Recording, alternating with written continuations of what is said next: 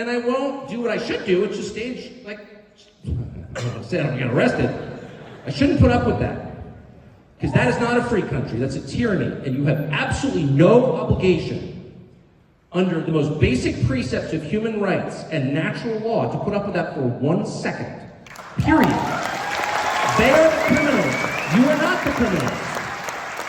They don't care about your country, which belongs to you. So when they tell you it's not your country, that you're on someone else's land and you should feel bad about that, how is that a democracy? It's not a democracy. Because what's the basic idea of democracy? The citizens own the country. It's their country. It's not feudal land. They're not living here at the pleasure of the Lord. They can't just be shot with rubber bullets if they disagree with his decrees, because they own it.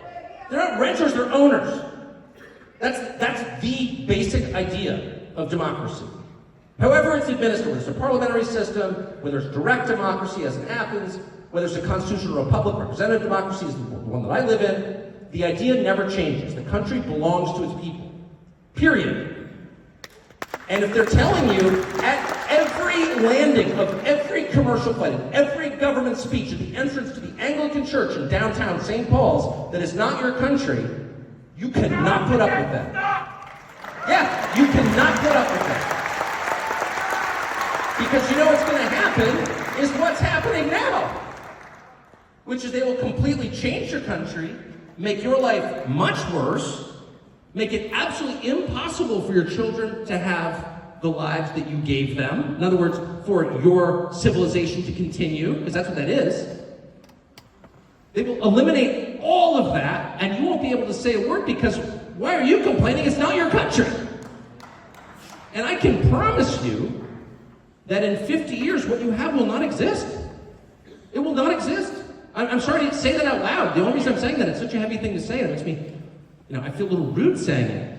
But I just liked what I've seen so much. I've been so impressed by this country that I think to myself, really, the only way you could wreck a place like this is on purpose. Really, is on purpose. You don't need anything here.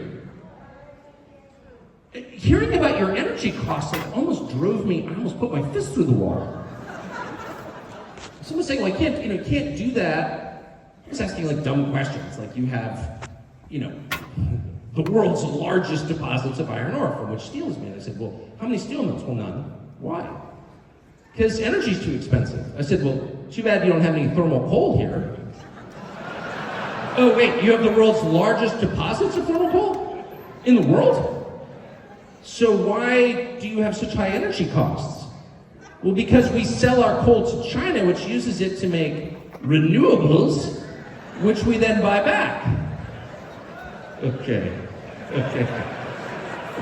Whoever thought of that hates you. I'm just being honest.